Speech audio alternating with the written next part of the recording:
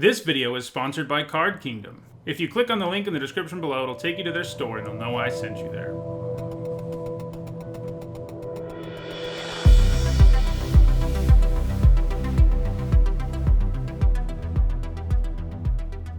Hello everyone, I'm Nitsa Hone, and it is that time again, limited set review week. The full spoiler for Core Set 2020 dropped earlier today, and that means I'm going to be bringing you a week jam-packed with my thoughts on all the cards in the format for Draft and Sealed, as well as making an archetype guide and a few other videos about the format. Today, we're starting the set review as usual by talking about every single white card in the set. Before we get started, a quick note about grading. I use a letter grade system. If you've been around for past set reviews, you probably don't need a refresher, but if you do, in lieu of making a separate video about what my grades mean, as I've done in the past, this time around I've put a brief discussion of what my grades mean in the description, and you can find that below. Also, keep in mind that these are my early thoughts on the format. It's impossible to be 100% right about a set before playing with it at all, but these are my best guesses based on playing a ton of limited Magic. This set also has a lot of reprints, so those cards are going to be easier to judge than others, though context of the cards is important, and they may not perform exactly how they have in the past. Now, let's get started with our first white card. First up is Aerial Assault, a common sorcery that costs 2 generic and a white, and it says destroy target tapped creature. You gain 1 life for each creature you control with flying. So, this sort of sorcery speed situational removal is certainly not premium, but it is pretty solid. It isn't in that first pickable removal range because you have to let a creature swing and do damage to you or maybe chump block it before you'll really get a chance to kill it. This does make up for that fact by the fact that sometimes you can gain life from it if you have flyings in play, and that helps offset the fact that you may have just been hit by the creature that you're now killing. But it's still sorcery speed and not particularly good when you're the aggressor since it can't get a blocker out of your way. I think you probably play one of these in all of your white decks, but probably only play more than one of them if you're really desperate for removal. It's just too narrow overall for you to want to first pick it, and I'm giving it a C+. Next up, we have Ajani, Strength of the Pride, who for 2 generic and 2 white is a legendary planeswalker Ajani at Mythic Rare, and he starts with 5 loyalty. He has a +1 ability that says you gain life equal to the number of creatures you control, plus the number of planeswalkers you control. He has a -2 that creates a 2/2 white cat soldier creature token named Ajani's Pridemate with, whenever you gain life, put a +1/+1 counter on Ajani's Pridemate. And he has a 0 loyalty ability that says if you have at least 15 life more than your starting life total, exile Ajani, Strength of the Pride, and each artifact and creature your opponents control. This Ajani is very good. At first glance, his +1 is the kind that you aren't normally very happy about, but once you see that his -2 makes an Ajani's Pridemate token, things start looking up. Any planeswalker who can come down and put a body in play to protect it tends to be pretty good, and Ajani can do that. What's more is, he can actually make 2 of them if he just stays in play for 2 turns, and guess what? 2 Ajani's Pridemates for 4 mana is not a bad deal. Then, obviously, his +1 can grow the Pridemates. His ultimate is kind of silly, and seems unlikely to come up in Limited, but if you can pull it off, it is the kind that can just win you the game. Still, I do think Ajani falls a little short of the A range, which I'm usually pretty stingy with. He gets close, though. I think he's a B+, and it's pretty unlikely there are any uncommons or commons you should take over him in this set. Next up, we have Ancestral Blade, which for 1 generic and a white is an equipment at uncommon, and when it enters the battlefield, you create a 1/1 white soldier creature token, and then you attach Ancestral Blade to it. It gives the equipped creature +1/+1, and it has an equip cost of 1 generic mana. There is a cycle of equipment in this set where a token is put into play and the equipment attached to it. It feels a lot like the living weapon mechanic we've seen in the past, and I think that's a good place to be for equipment. Equipment often has problems because it doesn't get to add to the board right away, and you have to keep investing mana into it for it to do anything. In this case, it adds to the board right away. This basically gives you a 2 mana 2/2 that leaves behind a decent piece of equipment when it dies, except it's even more flexible than that, because if you need to, you can move the equipment to something else right away and still keep that token around. Of this cycle, I think this is the best one. I don't think you should first pick it, but I can't see why you wouldn't want to have a couple of these as 2-drops in your white decks. I'm giving it a C+. Next up, we have Angel of Vitality, who for 2 generic and a white is a 2/2 angel at uncommon. She has flying. If you gain life, you gain that much life +1 instead, and she says she gets +2/+2 as long as you have 25 or more life. So we've already seen between Ajani and Angel of Vitality there is a life gain sub-theme in this set, and it's within white, of course. It's a little bit in black as well. And as we continue with white here, we're going to see there are lots of ways to gain life. So that's something to keep in mind.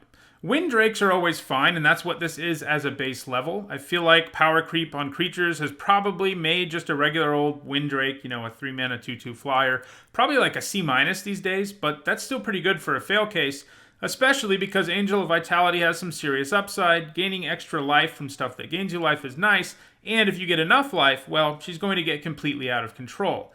There are lots of ways to gain incidental life in this set. Some we'll see in this video, some we'll see in other videos. This includes the gain land cycle, and I think that means that most white decks will have enough ways to gain life that this additional gaining life and the fact that she might get huge are definitely going to be worth it.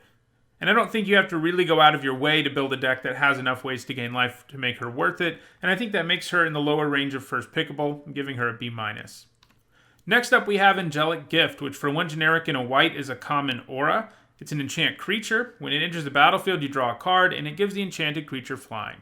Most auras just aren't good in limited, because they open up a risk for a 2-for-1 far too easily. However, auras that get around that downside, like Angelic Gift here, intrigue me. So 2 mana for flying isn't incredible, but making a ground creature evasive is nice, but again, if that's all this did, it would probably be an F.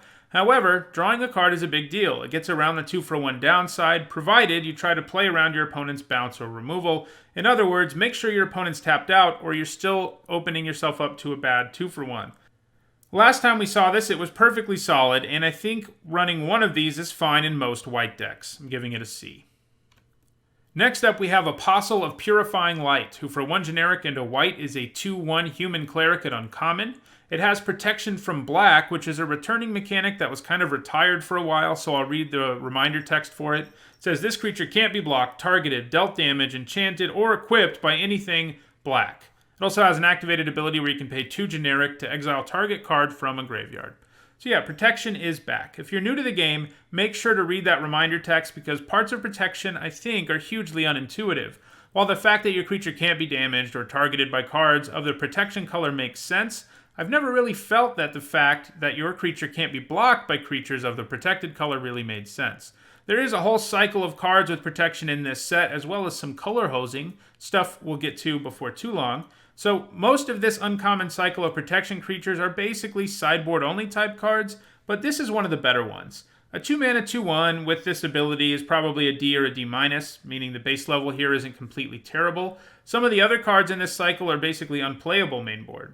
This one also hates on the graveyard, and that does matter a little bit. This is still certainly far better out of your sideboard, but you can play it in your main if you're desperate for a 2-drop. I'm giving this a D in your main deck and a C+ out of your sideboard. Black decks will absolutely hate playing against it.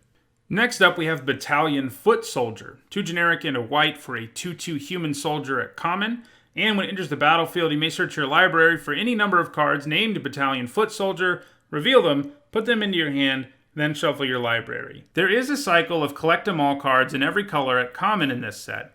These are always pretty interesting. This one is a functional reprint of the vampire we saw in Ixalan, and that played out pretty well in that format. Obviously, if you just have one of these guys, it's an F. It's a 3 mana 2/2, you don't play it. However, if you can get even 2, I think you play them. A 3 mana 2/2 that draws you another 3 mana 2/2 is nice card advantage. It sort of depends on how this format plays out, but I imagine playing around 4 or 5 of these is probably the most you want to do, and even if you do that, I think it probably still only caps out at around a C+. It isn't amazing, but it will let you quickly fill the board and avoid mana flooding, and that always feels nice. So I think there's sort of a scale. 1's an F, 2's probably a C-, 3's a C, and 4 is a C+.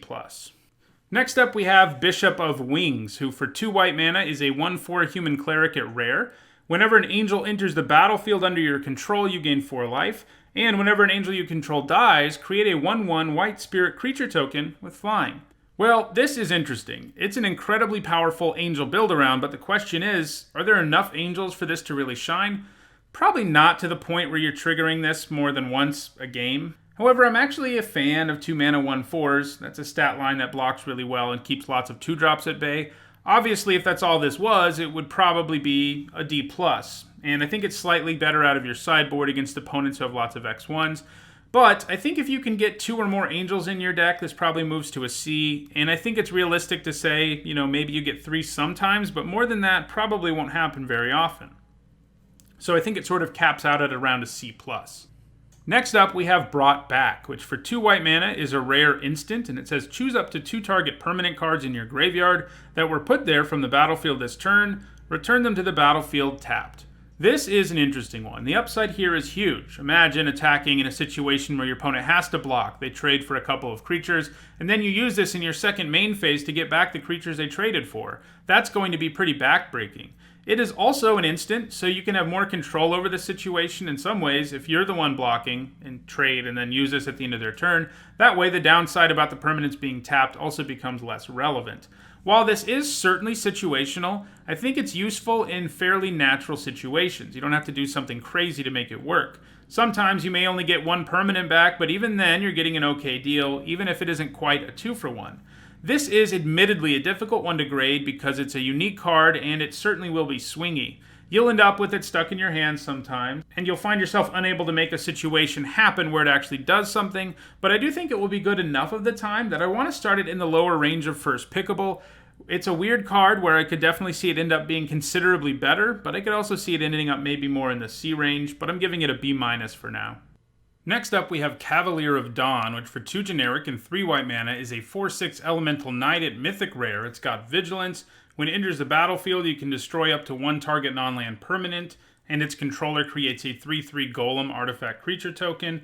And when the Cavalier dies, you return target artifact or enchantment card from your graveyard to your hand.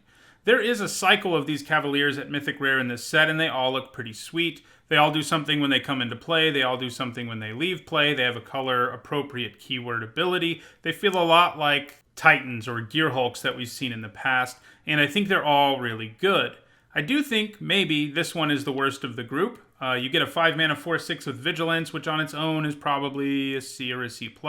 The Enter the Battlefield ability here is nice, though, giving you the ability to blow up your opponent's problem permanents at times, where a 3/3 Golem is preferable. But do keep in mind, it also lets you blow up your own permanents if you really need to have a 3/3 Golem yourself. Destroying a creature token or a creature with pacifism on it seems pretty sweet. The fact you get an enchantment or artifact back when it dies is nice, and there do seem to be a reasonable number of enchantments in this set, especially in white, as we've already seen some of them, so triggering it isn't going to be an irregular thing, especially if you blew one of those up to get the 3/3 in the first place. Overall, I still think this is really good. I said it's the worst of the bunch, and that's because I think it may be the only one that's not a straight-up bomb. Although, maybe the green one doesn't get there either. We'll see as we go throughout the week. But I do think this is really good and something you first pick almost every time you see it. The triple white cost is a bit of a downside. It means playing it on turn 5 might not be that easy. But all of the Cavaliers are good all game long because of their stats and their Into the Battlefield ability. So I don't think it detracts too much. I think this is a solid B. Next up, we have Dawning Angel, which for 4 generic and a white is a 3/2 angel at common. It's got flying, and when it enters the battlefield, you gain 4 life. 5 mana for a 3/2 flyer is probably close to an F, but gaining 4 life is a nice thing to add to that. We've seen cards that are 5 mana 3/3s that gain you 3 life when they come into play, and I do think those are significantly better. I think 1 more toughness is worth way more than 1 more life, and this set does have a few life gain payoffs, so there's some decent synergy. I think in an ideal world, you hope to have something way better than this in your 5 spot, as you hope to have something a little more impactful. I think this is a D+, and maybe it gets in the C range with enough payoffs for gaining life. Next up, we have Daybreak Chaplain, which for 1 generic and a white is a 1/3 lifelink human cleric at common. It's a reprint. It was solid filler last time we saw it. That's what it'll be here. It blocks well early, gains you life when it does block, and sometimes that life gain will matter more than just, being sort of nice incidental life gain. I think this is a solid C. Next up, we have Devout Decree, which for 1 generic and a white is an uncommon sorcery, and it says exile target creature or planeswalker that's black or red, scry 1. So this is something we used to see a lot of in Magic, and it's back, and it's a whole cycle of cards that hate on other colors, and most of them are horrible to play main board because they are so targeted on specific colors, but absolutely incredible out of the sideboard. And this might be the best of the bunch. These cards are interesting because most of them are straight Fs in your 40-card deck, but become one of the best cards in your deck against the right opponents. I mean, this is basically a better Doomblade against players who are playing both colors, and still pretty great against people playing one of the colors. 2 mana to exile a creature or planeswalker is incredibly strong, especially with Scry attached. These cards get weird grades. This is an F as a main board card, but a B plus out of your sideboard. If you draft one of these, it is almost guaranteed you will side it in at least once during your matches, and it will be one of the best cards in your deck when things go that way. This means that unlike other sideboard cards, I think you can start picking these up around mid-pack and feel pretty good about it because they're going to make a big difference in your draft. Next up, we have Disenchant, which for 1 generic and a white is a common instant, and it says destroy target artifact or enchantment. This has been sideboard material in the countless sets it's appeared in. Most opponents just won't have enough targets for this to warrant playing in your 40-card deck.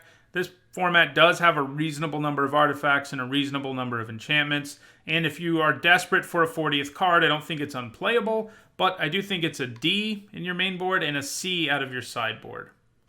Next up, we have Eternal Isolation, which for 1 generic and a white is an uncommon sorcery, and it says put target creature with power 4 or greater on the bottom of its owner's library. We see a white card that hates on big creatures in just about every set, but I think this is one of the better ones we've seen in a while. Usually this effect costs 3 or 4 mana, and usually it just straight up kills the creature. This only costs 2, and it puts it on the bottom of their library. Most of the time in Limited, putting something on the bottom of their library is going to be better than just putting it into their graveyard. This kind of card is never great as a main board card, but it isn't horrendous there either, and it has a high ceiling. I think ideally, you hope you can start this in your sideboard, but playing one of these in your main board isn't the end of the world. I think it's probably a C- there. Most opponents will have at least a few creatures you can target with it. Some people will have 0 to 2, and if that's the case, you need to be ready to side it out. But, of course, there will also be opponents who have like 7 targets, at which point it will be excellent. So, yeah, C- in your main board and a B- as a sideboard card. Next up, we have Fencing Ace, which for 1 generic and a white is a 1/1 human soldier at uncommon with double strike. This guy is a nasty place to stick auras or equipment or put +1/+1 counters and to use combat tricks on. Outside of those situations, though, he's not very good. I think most white decks will have a few of those things, but I'm not sure if there will be enough ways to do that to really make this guy be a card you seek out. This set does have good auras and equipment, something that most sets just don't have. I think there is enough of that around that I'm willing to say that you can start this guy in your main board, and it could turn out you want to play him even more if this format really turns out to be a great place for Fencing Ace, but for now I'm giving him a C-.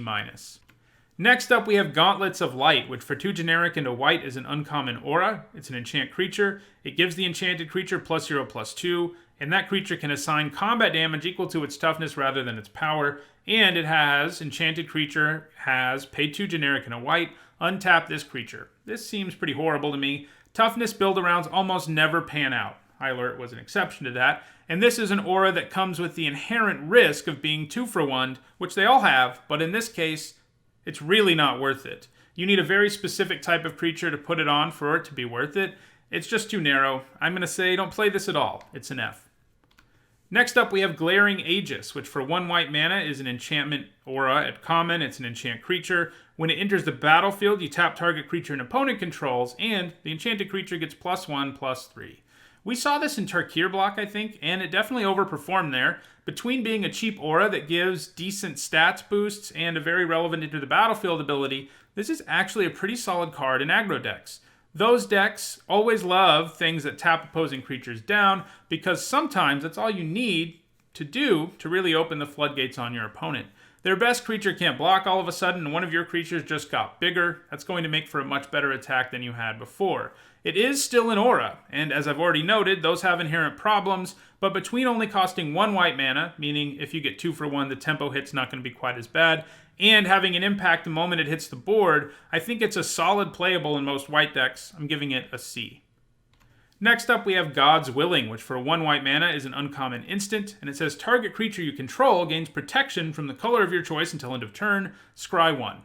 We've seen this before, and it was pretty solid and limited. As we've already discussed, protection has some pretty flexible uses. You can use this in response to a removal spell. You can use it to let you block with one of your creatures that can now kill your opponent's creature and stay alive, make your creature unblockable in the right situation, and so on. However, do be careful naming a color, because if your creature has an aura or equipment attached to it of the color you choose, it will fall off of the creature. Anyway, this having scry 1 is also pretty nice, always a good way to make a card slightly more playable. Don't get me wrong, this has some problems too, namely that using it as a trick isn't always that great since your creature's stats stay the same, and the best tricks have a high probability of helping your creature get big enough to kill the opposing creature. However, the fact that your creature will survive the combat most of the time no matter what, thanks to protection, and the fact that it is so good against removal spells, makes this a solid 1-of in most white decks. I'm giving it a C. Next up we have Griffin Protector, which is 3 generic and a white for a 2/3 Griffin at common. It's got flying, and whenever another creature enters the battlefield under your control, it gets +1/+1 until end of turn. This overperformed last time we saw it.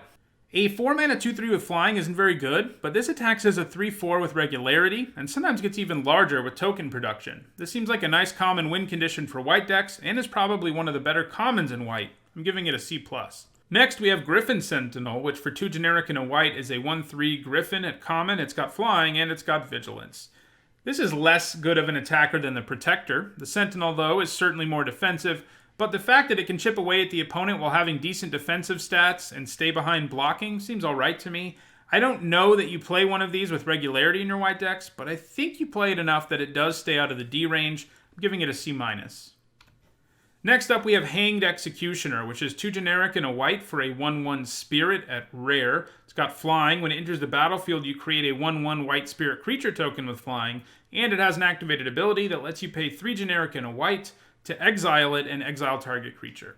3 mana for 2 1/1 flyers is not a bad deal, maybe a C+ on its own, but then the fact that in the later part of the game, the Executioner can take down a problem creature, no questions asked, pushes this into the B range, and I think makes it even a B+, a card you almost always first pick. Worth noting, it's also an easy splash, making the risk of taking it even lower. So yeah, Hanged Executioner, a great card. You'll probably first pick it most of the time you see it. Next up, we have Herald of the Sun, which for 4 generic and 2 white is a 4/4 Angel at uncommon. It's got flying, and you can pay 3 generic and a white to put a +1/+1 counter on another target creature with flying.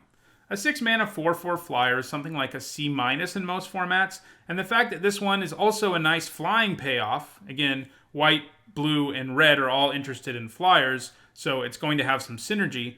That makes it pretty nice that it's a flying payoff. But 4 mana is kind of a lot for a counter. This is a nice place to stick your mana in the later part of the game.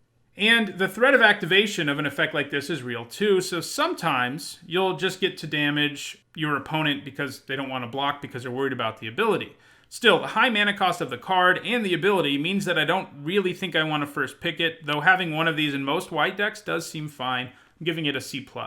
Next up, we have Inspired Charge, which for 2 generic and 2 white is a common instant, and it says creatures you control get +2/+1 until end of turn.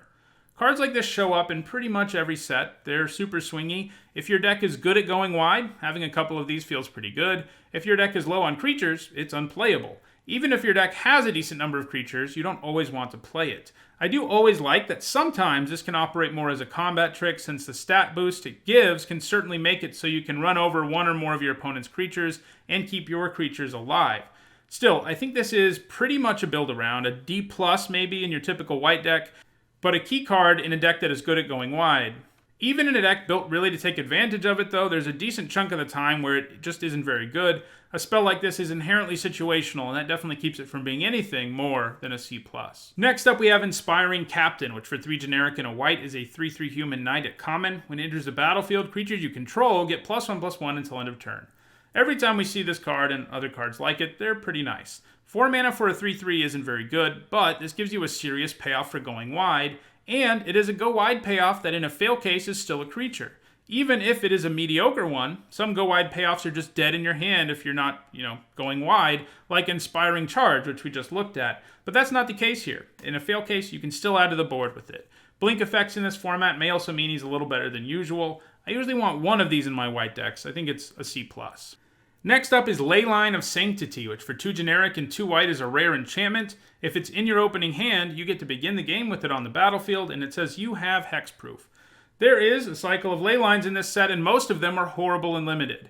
Leyline of Sanctity is good and constructed because there are plenty of decks that are loaded up with spells that target the opponent, like burn decks, but in limited, it's hard for anyone to ever have enough spells or effects that target the player for this to be worth siding in.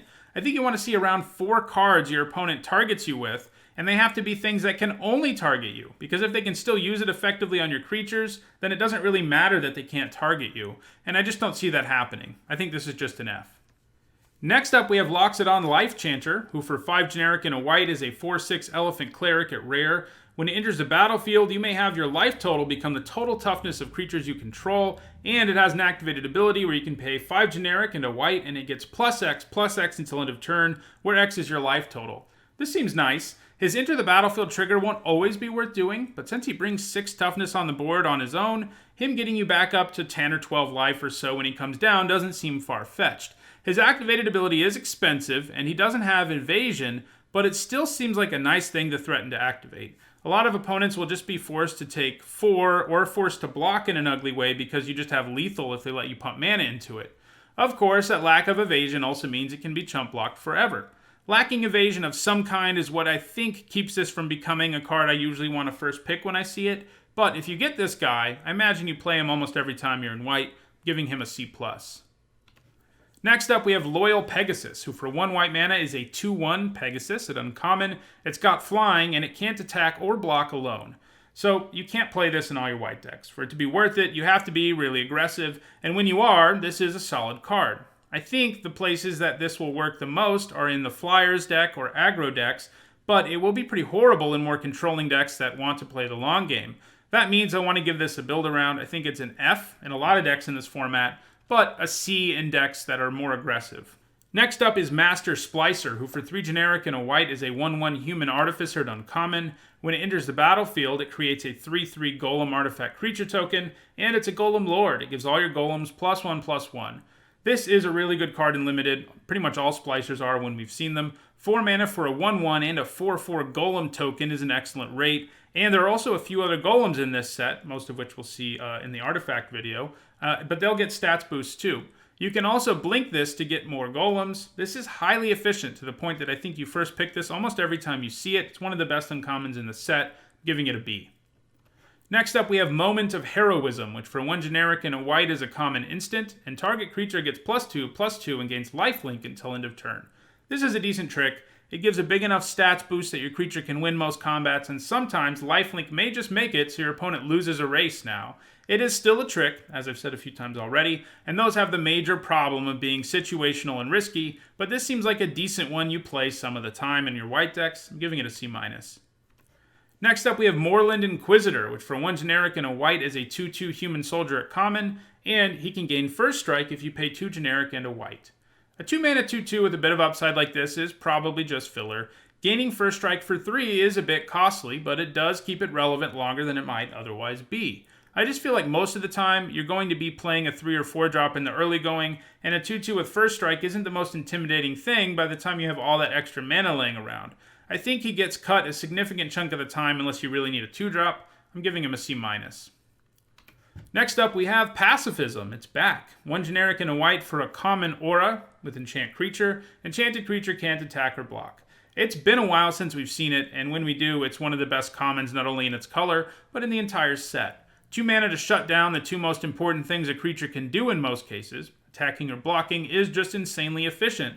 It has some problems. It doesn't stop static or activated abilities, and if the opponent has ways to bounce or blink their own stuff, it gets worse, and it looks like the Bant colors have a fair bit of that going on, but still, this will be very good in the set and is certainly premium removal. I'm giving it a B, just as I do pretty much every time we've seen it.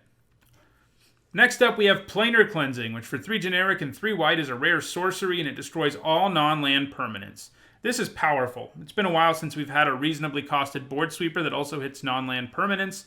Now, as always, a board sweeper is not something every deck wants. If you're really aggressive and you see this pack 2 pick 1 or something, maybe you don't take it, but this type of effect is pretty much irreplaceable, and I think that makes it worth taking pack 1 pick 1 most of the time. If you do that, you can avoid going aggressive for the rest of the draft. It does cost triple white, but asking for that on turn 6 or later isn't insane. It has limitations, but I think Planar Cleansing is a B-. Next up, we've got Raise the Alarm, which for 1 generic and a white is an instant at common, and it creates 2 1/1 white soldier creature tokens. This is a nice common every time we see it. 2 mana to make 2 1/1s at instant speed is efficient, and it can be used as a pseudo-removal spell sometimes. You can use the soldiers to double block an X2, or, maybe in a dream scenario, block 2 X1s, 1 with each soldier token, and get that 2 for 1. But it is also useful as just a way to make your board go wide, and that is definitely something white is interested in here. This is one of white's better commons, but not the kind you first pick, giving it a C+. Next up, we have Rule of Law, which for 2 generic and a white is an uncommon enchantment, and it says, each player can't cast more than 1 spell each turn. This is a reprint that has been a nice sideboard card in the past, but for constructed. I have a hard time seeing this as something worth playing in Limited. Sure, people double spell in Limited a time or two a game, but that's not enough for Rule of Law to be worth it, especially because the effect's symmetrical. Now, there could end up being some wacky deck that draws a ton of cards or something, and then Rule of Law might be worth bringing in from your sideboard, but that's not going to happen very often, and I think it's just an F. Next up, we have Sephara, Sky's Blade, who for 4 generic and 3 white is a 7/7 legendary angel at rare. You can pay 1 white and tap 4 untapped creatures you control with flying rather than pay her mana cost. She's got flying, she's got lifelink, and other creatures you control with flying have indestructible. There is a cycle of these legends in this set that have triple costed mana costs, and they are all rare. Sephara doesn't impress me a ton, especially compared to the others we're going to see later this week. It's a cool flying payoff, but even if you're in a deck with a bunch of flyers, having 4 in play is a stretch and limited. A 7 mana 7/7 with flying and lifelink is certainly nice, but it does cost triple white, and it is a high mana cost, so it's a little less attractive. Making your other flyers indestructible is nice, but Sephara still dies to a ton of removal in this set, and that won't feel so good after paying 7 mana. Basically, she doesn't deliver any sort of immediate value in most cases, and I don't think she's a bomb. If she isn't interfered with at all, she certainly can be, but too much mana for a creature with some problems is what we have here. I'm not saying she's bad, mind you, just that she isn't something I'm going to be interested in first picking usually, I'm giving her a C+. Next up, we have Soul Mender, which for 1 white mana is a 1/1 human cleric at common, and you can tap it to gain a life. This isn't going to be worth it unless you're in a deck with some of these life gain payoffs, but I'm not sure there's so many life gain payoffs in this format that you want to be playing cards that pretty much all they do is gain you life. You'd rather have cards that happen to gain you life in addition to other effects. Gaining 1 life a turn is not very relevant or worth a card most of the time. It just doesn't do enough between being small and having this super shrug-worthy ability. I think it's just an F. Next up, we have Squad Captain, which for 4 generic and a white is a 2/2 human soldier with vigilance, and it enters the battlefield with a +1/+1 counter on it for each other creature you control.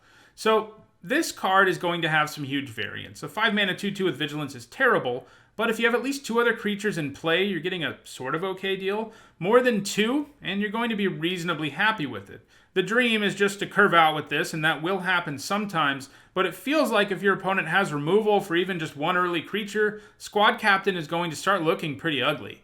It is also not a bad card for the extreme late game during a board stall, since it can get quite large, and it can attack and block thanks to Vigilance. White is, of course, a color with go-wide stuff, some of which we've seen, and lots of aggressive creatures, but I think this card will be a little too inconsistent for me to want to play it most of the time. I'm giving it a D+. I can definitely see myself being wrong about this one. Maybe white decks can just curve out so effortlessly that this is regularly like a 5 mana 5/5 with Vigilance. If that's the case, then it's going to be a lot better than I expect, but I think a D+ is where I want to start it. Next up, we have Starfield Mystic, which for 1 generic and a white is a 2/2 human cleric at rare. It says enchantment spells you cast cost 1 less to cast, and whenever an enchantment you control is put into a graveyard from the battlefield, you put a +1/+1 counter on Starfield Mystic. This is a fun enchantment build around, and it's nice that the base level is still a bear, which is a fine fail case. I think the fact that the Mystic only gets +1/+1 counters from enchantments go to the graveyard is kind of a pain, because in Limited, enchantments don't go to the graveyard real often.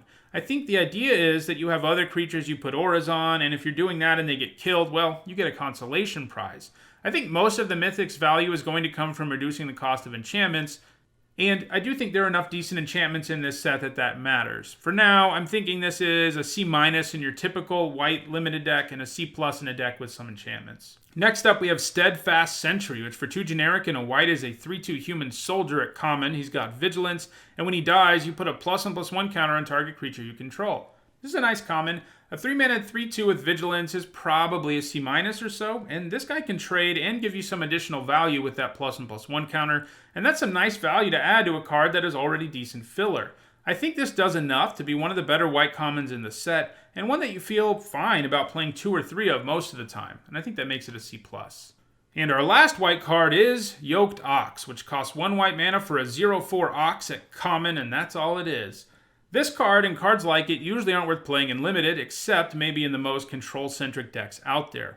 A 0/4 blocks for a while, but it doesn't do it all that well since it can't threaten to kill things, and eventually it becomes completely outmatched. Honestly, I think you should avoid playing this 99% of the time, with the caveat that a deck that really needs to find a way to get to the late game and win with bombs might want to play it. Maybe it gets to a D there, but even then I think you would rather have a creature who trades. I'm just going to give him an F. Well, those are my thoughts on every single white card in the set for Draft and Sealed. Check back tomorrow when I give you my thoughts on all the blue cards in Core Set 2020. If you enjoyed this video, like it and share it so that others can enjoy it too. If you want to make sure you catch the rest of the set review, don't forget to subscribe. Thanks for watching.